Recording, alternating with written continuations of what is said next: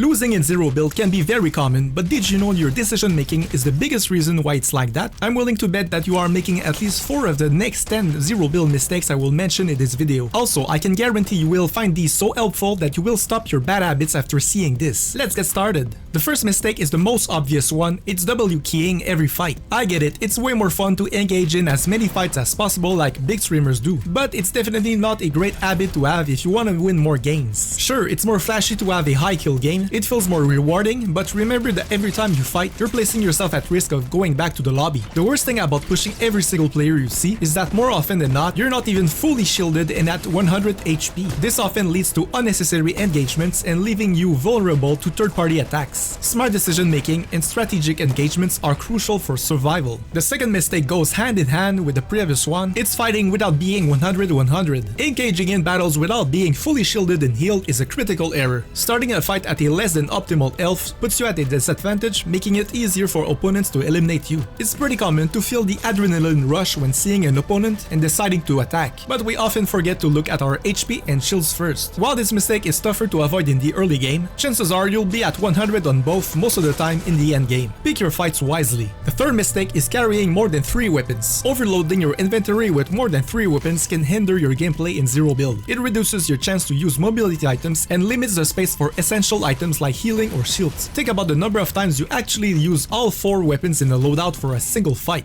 I'm willing to bet that it didn't happen very often, or maybe not at all. This is the main reason why you'll need to sacrifice a useful weapon and prioritize choosing only 3. When it comes to the end games, you'll be more than happy to have mobility items or protective ones like porta bunkers, because these items are the ones that make the difference to win or not. This might be controversial, but the fourth mistake is constantly landing at the same location every game. The primary reason people tend to choose a specific drop spot is to become comfortable with quickly looting and understanding the ins and outs of the POI. This will provide a sense of security crucial for survival. While this perspective is valid, the main drawback lies in the fact that endgames rarely conclude at the initially selected POI. How often do you find yourself compelled to rotate to an unfamiliar location on the map? Even more concerning, how likely you are to lose a fight because you haven't explored certain areas. I'm sure your answer is quite frequent. Landing at different POIs not only expands your knowledge, but also contributes to making you a more well-rounded player. The fifth mistake is always hot dropping. While we just discussed changing your drop spots once in a while, why not hot dropping at different locations every game? Hot dropping or landing in highly contested areas can be exhilarating but also risky. Constantly doing this may result in early game eliminations and inconsistent loot, hindering your chances of a successful late game strategy. Remember, it's quite simple. The more players there are in a POI, the higher the chances you have of being eliminated quickly. While hot dropping can help you practice fighting in intense early game scenarios, keep in mind that your ultimate goal is to win the game. What I usually do is alternate between hot dropping and choosing a POI on the edge of the map every 2 games. This way you practice intense early gunfights, but also experience more endgame scenarios. Changing the pace keeps you on your guard and makes you a more complete player. If you find this video helpful so far, make sure you click on the like button.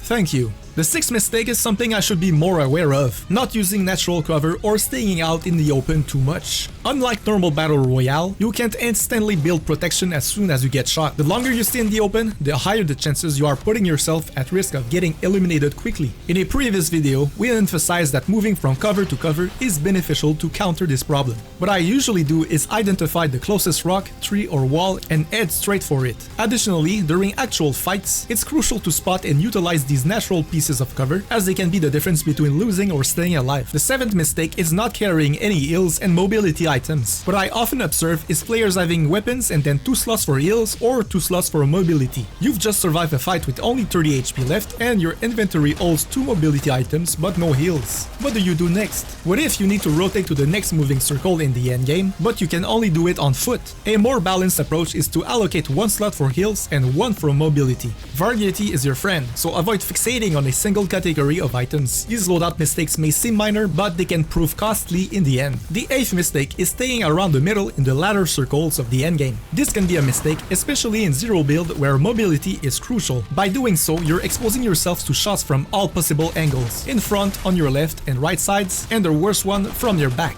However, there's a simple strategy to negate this. Stay on the edges of the storm. The biggest advantage is that you don't have to worry about your back at all. You could also address this issue by building a porta bunker, but one side of it remains exposed. When the circles are moving, it's also a great idea to follow the edges of the storm, closing out many possible angles from which your enemies can shoot you. Remember, we're not saying that the middle is a guaranteed death trap, but it's just your least safe spot to be placed in. The ninth mistake is the most tempting maneuver, but also the best way to die fast, going for medallions right off the bat. When you land at one of the 5 medallion POIs, it's almost impossible to avoid the medallion and the mythic weapon held by the boss NPC. It's even more tempting to try to grab them as soon as you land. Keep in mind that by doing so, you're not only going to attract all the NPCs, but real players will also know someone is trying to secure these coveted items. Therefore, they will likely rush to loot quickly and attempt to third-party your fight to catch you off guard. It can get worse. Sometimes, players will wait for you to obtain the items and then hide near the vault, anticipating your arrival. I'm sure you know what's about to happen next. Finally, remember this, the longer you hold the medallion, the more exposed you are on other players' mini-maps. It's a perfect recipe to get sent back to the lobby. The 10th mistake is going for Loot Island every game. While consistently landing on Loot Island may yield better loot, it also comes with the risk of encountering aggressive opponents. In fact, when was the last time you went there and had absolutely zero contesting players? I'm sure this is very rare. Additionally, it's worth noting that Loot Island isn't as good in Chapter 5 as it was in the previous chapter. There's no guaranteed mythic gun this time around, making this location less enticing. What I typically do is assess my loadout, and when the island spawns, ask myself, do I really need better weapons than the ones I currently have? More often than not, the answer is no, so I decide not to go to Loot Island. Applying this tactic can significantly increase your chances of survival. Were there any mistakes that you are 100% guilty of making? Is there one I forgot to include? Let me know in the comments section. I think you will enjoy this video you see on the screen, because I will give you 20 zero build tips that will absolutely improve your gameplay and get you more wins. See you there!